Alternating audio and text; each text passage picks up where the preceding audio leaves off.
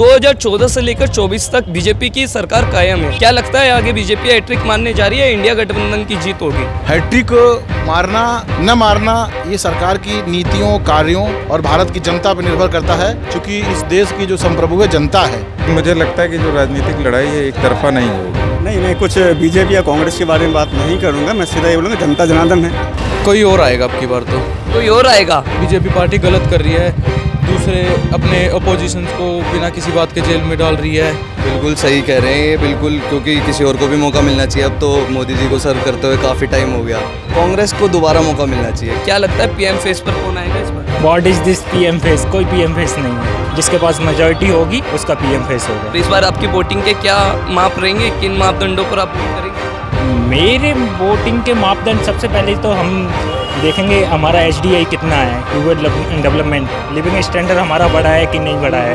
इन सब चीज़ों को ध्यान में रखते हुए हम वोट देंगे। क्यों जो प्रॉमिस बीजेपी ने उस समय करे थे ना, 15 लाख रुपए हर अकाउंट में आएंगे, 2 करोड़ नौकरी हर साल देंगे, वे कुछ नहीं होएगा। सरकारी नौकरी सब खत्म होती जा रही है। हम तो चाहते हैं भाई गठबंधन आए तो ज़्यादा अच्छी बात है। नमस्कार, आप देख रहे हैं जलको दिल्ली और मैं हूं आपके साथ चिराग जैन। आज हम आए हैं दिल्ली के एक ऐसे शहर में जो UPSC एस्पिरेंट्स की सपनों की नगरी है। जी हां, जो जुनून और मेहनत के नाम से जानी जाती है और युवाओं की जोश की शक्ति के रूप में पहचानी जाती है। आप मेरे शब्दों से पहचानी गए होंगे। हम आए हैं दिल्ली के मुखर्जी नगर एरिया में और आप सभी जानते हैं लोकसभा चुनावों का माहौल चल रहा है। ऐसे में हम सीधा बात करेंगे उन UPSC एस्पिरेंट्स से जिन्होंने एक देश की नींव बनने के लिए लगातार एस्पिरेंट्स सर्विस के लिए तैयारी कर रहे हैं। ऐसे में लोकसभा चुनावों को लेकर के उनकी क्या सोच है, क्या विचार है, इन सभी को जानेंगे झलको दिल्ली के माध्यम से। तो आइए सीधा जानते हैं। सर, क्या नाम है आपका? सुरेंद्र सिंह कुशवाहा। सर, आप जानते हैं देश भर में लोकसभा चुनावों का माहौल चल रहा है। आप UPSC की तैयारी कर रहे हैं और ऐसा देखने में आता है कि जब कोई UPSC स्टूडेंट होता है तो उसे सारे विषयों की जानकारी होती है। 2014 से लेकर 24 तक बीजेपी की सरकार कायम है। क्या लगता है आगे बीजेपी हैट्रिक मारने जा रही है, इंडिया गठबंधन की जीत होगी? किसी भी देश के लिए किसी सरकार का लगातार बने रहना उसके विकास के क्रम को दर्शाता है। 14 से और 24 इस 10 साल के अंतराल में इस NDA सरकार ने बहुत सारे प्रयास किए और अच्छे प्रयास किए। बहुत सारे कॉलेज, एम्स, IITs जैसे संस्थान खोले। इसके अलावा बहुत सारी युवा कल्याणकारी योजनाएं चलाईं। ऐसा नहीं है कि पूर्व में नहीं चलाई गई, पूर्व में भी चलाई गई। उसके इतर बहुत सारी नई टेक्नोलॉजी को जो है डेवलप किया। मंगलयान जैसे ढेर सारे जो है आयोजन कराए गए भारत सरकार के द्वारा। तो कहीं ना कहीं मोदी जी इस देश में युवाओं के प्रेरणा स्रोत भी बने हुए हैं और एक अच्छे विकल्प के रूप में युवा मोदी जी को चुनते हैं।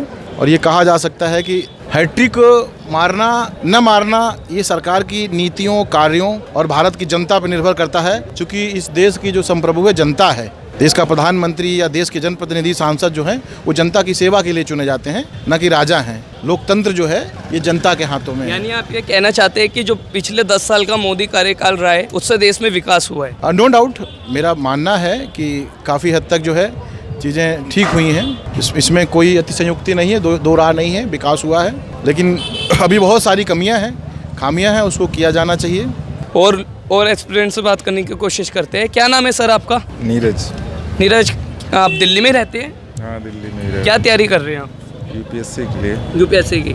आप जानते हैं देश भर में भी लोकसभा चुनावों की तैयारी हो रही है। क्या लगता है क्या माहौल है इस बार? यार, माहौल, राजनीतिक माहौल की बहुत मेरा बहुत इंटरेस्ट नहीं है, लेकिन फिर भी एक आसान नहीं होगा बीजेपी के लिए सरकार बनाना। चैलेंज है बीजेपी। अच्छा, इस बार बीजेपी के लिए आसान नहीं होगा, क्या कारण है उसके? बहुत सारे कारण हैं। जैसे बीजेपी की एक जो छवि परंपरागत भ्रष्टाचार के विरोध में आए थे अन्ना आंदोलन के समय, और तमाम भ्रष्टाचार जैसे अभी तुम्हारा ये उजागर हुआ, सुप्रीम कोर्ट ने इलेक्टोरल बॉन्ड पर रोक लगाई है। दूसरे राहुल गांधी जी ने बहुत सारी मेहनत किया है, उनकी मेहनत ग्राउंड पे भी दिखाई दे रही है।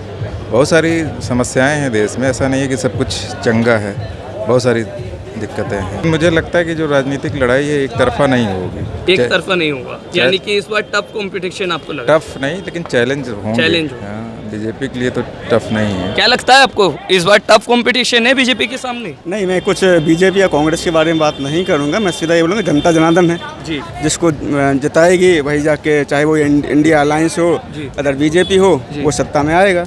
अच्छा, आप इस बार वोट डालेंगे? ओबियसली डालेंगे। तो किस मुद्दों पर डालेंगे? ओबियसली वही मुद्दे हमारे जो अनएम्प्लॉयमेंट, किसानों की प्रॉब्लम है, मैक्सिमम मजदूरों की प्रॉब्लम है, और इसके साथ जो इंफ्रास्ट्रक्चर पर अच्छा काम करे, इसके human resource and obviously economy भी हमारी अच्छी होनी चाहिए, और जो इकोनॉमी हो उसका मैक्सिमम डिसेंट्रलाइजेशन हो। जो एक तरह का अभी जो हम देखते हैं कि एक व्यक्ति के पास इतनी बड़ी इकोनॉमी बन चुकी है कि 2 या 3 स्टेट की इकोनॉमी मिला दी जाए, एक व्यक्ति की प्रॉपर्टी उतनी ज़्यादा है, तो हम किस तरह डिसेंट्रलाइजेशन करें, किस तरह हम आम आदमी के हाथ में ज़्यादा से ज़्यादा पैसा पहुँचाएं, उनको ज़्यादा से ज़्यादा काम दें, तो ये ज़्यादा अच्छे मुद्दे रहेंगे मेरे ख्याल से। क्या नाम है सर आपका? अनुज मलिक। अनुज, आप यूपीएससी एस्पिरेंट से? नहीं, मैं एसएससी एस्पिरेंट हूँ। एसएससी कर रहे हैं? एसएससी। क्या कहना चाहेंगे इस बार लोकसभा चुनावों की आप तैयारियां देख रहे हैं और हर पार्टी के बड़े बड़े नेता अपने आप को जो है प्रूफ करने में लगे हैं और जनता के लिए बड़े बड़े काम करने के वादे कर रहे हैं, ऐसे में क्या लगता है इस बार आपको? इस बार तो ये लगता है कि कोई और आएगा अब की बार तो। कोई और आएगा? बिल्कुल। कौन? कोई भी हो सकता है, कोई भी अदर पार्टी। क्या कारण है, आप किसी और को देख रहे हैं, उसके क्या कारण है? उसके कारण है, जैसे कि मैं यहाँ भी सुन रहा हूँ कि मोदी जी या मतलब बीजेपी पार्टी गलत कर रही है, दूसरे अपने अपोजिशंस को बिना किसी बात के जेल में डाल रही है, या फिर वैकेंसीज ख़त्म हो रही है, सभी प्राइवेट सेक्टर्स को, गवर्नमेंट सेक्टर्स को प्राइवेट करते जा रही है। तो हम तो एज एस्पिरेंट यही सोचेंगे ना कि गवर्नमेंट वैकेंसीज़ बढ़े, जो भी नई गवर्नमेंट आएगी वो वैकेंसीज बल्क में निकालेगी, तो हमें तो जल्दी मौका मिलेगा, तो हम तो अपने फ़ायदे के लिए किसी और को ही चाहेंगे। अच्छा, किसी और को चाहेंगे। मोदी की जगह अगर कोई और आता है तो वो कौन फेस होगा जिसे आप पीएम के फेस पर देखना चाहेंगे? पीएम के फेस पर? हाँ जी। ऐसे तो अच्छा चलिए, कोई और आएगा तो उससे क्या उम्मीद रखते हैं, वो आप लोगों के लिए क्या काम करे, और आपकी जो वोट होगी, आप वोट देंगे, वो किन मुद्दों पर देंगे? मेन मुद्दा तो जॉब का ही रहेगा कि प्राइवेट सेक्टर ज़्यादा बढ़ते जा रहे हैं, तो गवर्नमेंट वैकेंसीज ज़्यादा होनी चाहिए, और जैसे जनरल कैटेगरी उसको कोटा कम मिलता है, उसको थोड़ा सा कोटा बढ़ा देना चाहिए। जैसे मैं जनरल कैटेगरी से बिलोंग करता हूँ, हमें थोड़ा सा हार्ड करना पड़ता है एग्ज़ाम। जैसे क्या क्या करना पड़ता है? जैसे परसेंटाइल या मार्क्स ज़्यादा लेने पड़ते हैं नॉर्मल कैटेगरीज से। अच्छा। SC BC और ये लो कैटेगरी से। अच्छा। तो थोड़ी सी एफर्ट ज़्यादा लगाने पड़ते हैं, इस टाइप के कई वो हैं, हमारी वैकेंसी सीट्स भी कम होती हैं, तो इसलिए आप इन सब में चेंजेस चाहते हैं और दूसरे की उम्मीद करते हैं? दूसरे की उम्मीद करते हैं। क्या नाम है आपका? करण। करण, जैसे ये कह रहे हैं कि मोदी सरकार की जगह किसी और को मौका देना चाहिए और उन्हें आना चाहिए, इस पर आपका क्या कहना है? बिल्कुल सही कह रहे हैं ये, बिल्कुल, क्योंकि किसी और को भी मौका मिलना चाहिए। अब तो मोदी जी को सर्व करते हुए काफ़ी टाइम हो गया। अच्छा। और काफ़ी सारी अब रिस्ट्रिक्शंस का भी हमें वो फेस करना पड़ रहा है, क्योंकि काफ़ी सारी चीज़ें हैं जो उन्होंने गवर्नमेंट सेक्टर से पब्लिक सेक्टर में कन्वर्ट कर दी है, और काफ़ी सारी चीज़ें जैसे बोर्ड्स वगैरह उन्होंने वापस ले आए हैं, तो काफ़ी बच्चों को पास होने में भी दिक्कत हो रही है। अच्छा। एजुकेशन सेक्टर में उन्होंने बहुत डिफ़िकल्टीज़ पैदा कर दी है, जैसे हम देख पा रहे हैं, और गवर्नमेंट जॉब्स की भी काफ़ी लैकेज हो रही है। तो मैं चाहूँगा कि मोदी जी अब किसी और को मौका दें, मोदी जी आराम करें, आराम और करें, उनकी जगह कौन काम करे? हाँ, कांग्रेस को दोबारा मौका मिलना चाहिए, क्योंकि काफ़ी सारी यूनिवर्सिटीज़ भी है जो हमने देखी है कि कांग्रेस ने पहले बहुत अच्छी सर्व करी है हमारे इंडिया के अब लिए। JNU में भी JNU में कांग्रेस जीत गई, स्टूडेंट इलेक्शन में कांग्रेस जीत गई ना वहाँ भी, तो स्टूडेंट्स भी यही चाह रहे हैं कि अब की बार यूनिवर्सिटी से लेके सेंटर तक गवर्नमेंट में। अच्छा, इन्होंने अपने वोटिंग के मापदंड बताए, मुद्दे बताए, आपकी भी वोट हो गया, आप वोट डालेंगे? अब की बार 400 पार, कैसे पता है कि 400 पार आएगी? कुछ तो गड़बड़ है, कुछ गड़बड़ है ना, यानी ईवीएम में घोटाला हो सकता दया है, कुछ तो गड़बड़ है, सोचो। हो सकता है। दया कहाँ से आ गया? हाँ, मुझे लगता है कि मतलब कुछ गड़बड़ है, तभी इतनी कंफर्मेशन के साथ वो बोल रहे हैं, कॉन्फिडेंस के साथ। लेकिन आपका कॉन्फिडेंस किस पार्टी को लगता है, किस पार्टी के उम्मीदवार को मतलब इस बार पीएम बनना चाहिए, और वो कौन से मुद्दे हैं जिन पर आप वोट करेंगे? मुझे लगता है कोई सिंगल पार्टी तो इतना स्ट्रांग नहीं है मोदी के आगे, तो शायद किसी का कॉम्बिनेशन देखने को मिले हम इस बार, कांग्रेस और आपको लेके संगठन। हाँ जी, हाँ जी, इंडिया गठबंधन जी, बिल्कुल बिल्कुल। सर क्या नाम है आपका? मेरा राहुल सैनी। राहुल जी, क्या कर रहे हैं अभी आप? अभी मैं यूपीएससी की प्रिपरेशन कर रहा हूँ। आप देख रहे हैं कि लोकसभा इलेक्शंस की तैयारी चारों ओर चल रही है, ऐसे में क्या माहौल है?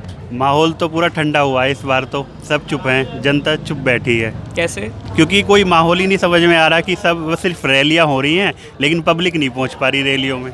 अगर हम देखें तो अगर 14 से 19 वाला चुनाव देखें तो उसमें हमारे पास डाटा आता था कि इतने लोग पहुँचे, 5 लाख, 7 लाख, 10 लाख, लेकिन इस बार कोई डाटा ही नहीं दे रहा कोई भी।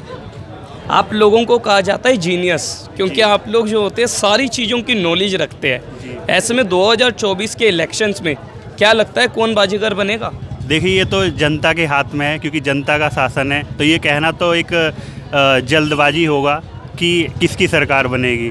पीएम के फेस पर कैसे देखते हैं आप? मुझे ऐसा लगता है कि देखो, हम ये भारत एक लोकतांत्रिक देश है, तो हम लोकसभा के सदस्य चुनते हैं, ना कि पीएम चुनते हैं। तो ये तो जो लोकसभा के सदस्य चुने जाएंगे वे निर्धारित करेंगे कि हमारा एक बेहतरीन नेतृत्व कौन करेगा। देश भर में लोकसभा चुनावों का माहौल है, क्या माने आपका इस पर? मानने के लिए तो बहुत कुछ मान सकते हैं, मगर मैं वोट दूंगा तो बहुत सोच समझ के दूंगा। बहुत सोच समझ कर देंगे। कौन से मुद्दों पर वोट देंगे? मुद्दे मेरे के लिए बहुत से हो सकते हैं, जैसे कि मेरे सबसे मेन आता है यूपीएससी का मुद्दा। तो यूपीएससी में सबसे मेन ये आ जाता है कि हिंदी मीडियम के जो बच्चे हैं ना वो बहुत कम हो पाते हैं, तो हम इसी को ध्यान में रखते हुए चीज़ें चुनेंगे। आपको लगता है बीजेपी के कार्यकाल में लॉ एंड ऑर्डर की जो परिस्थिति थी वो ठीक रही है? एनसीआरबी की रिपोर्ट उठाइए, उसमें देखिए लॉ एंड ऑर्डर क्या है। एनसीआरबी की रिपोर्ट उठा के देखिए, क्या कहती है वो रिपोर्ट? किसी भी एक पर्टिकुलर एरिया में उठा के देख लीजिए, उसमें आंकड़े बढ़े ही हैं। बढ़े ही है? हाँ। यानी कम नहीं हुए? कम नहीं हुए। देश भर में जो लोकसभा चुनावों का माहौल है, ऐसे में क्या लगता है पीएम फेस पर कौन आएगा इस बार? What is this PM face? कोई पीएम फेस नहीं है।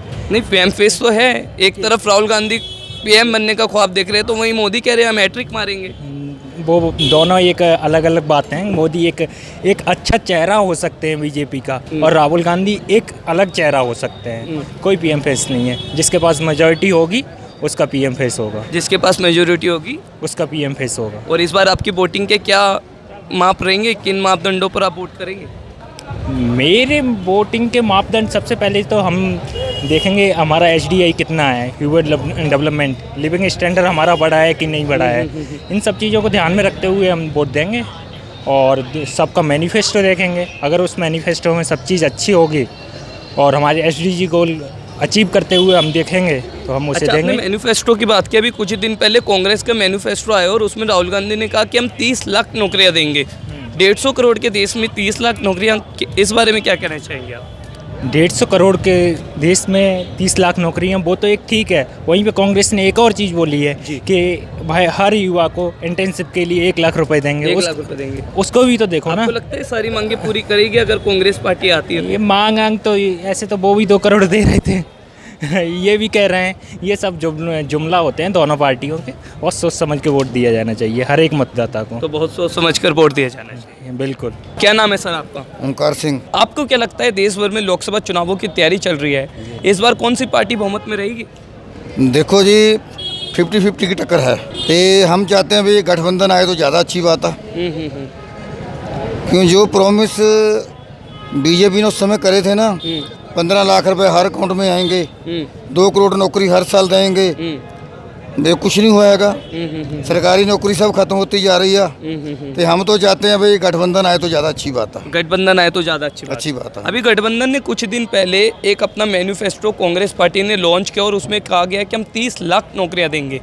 आपको लगता है वो ये प्रॉमिस पूरा करेगी? प्रॉमिस पूरा करे ना करे, पर चेंज तो चाहिए। चेंज चाहिए। चेंज चाहिए। कौन से मुद्दों पर वोट करेंगे इस बार आप? हैं जी, कौन से मुद्दों पर वोट करेंगे? मुद्दे का चेंज करना हमने बस। अच्छा। हम चाहते हैं भाई चेंज करें।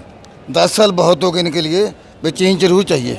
तो आपने सुना यूपीएससी एस्पिरेंट्स और सिविल सर्वेंट्स से, जिन्होंने सीधा कहा कि एनडीए की जो 10 साल रहे हैं उससे हम प्रभावित है, पर हम चेंजेस चाहते हैं।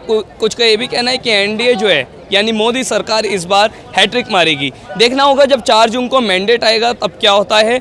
आज हमने मुखर्जी नगर से आपके लिए लाइव रिपोर्ट करी। आगे आपको ये वीडियो कैसे लगी कमेंट बॉक्स में ज़रूर बताएगा। ऐसी और भी वीडियोस हम आपके लिए लाते रहेंगे। मेरे साथ थे मेरे साथी खुशीलाल और मैं था आपके साथ चिराग जैन, दिल्ली।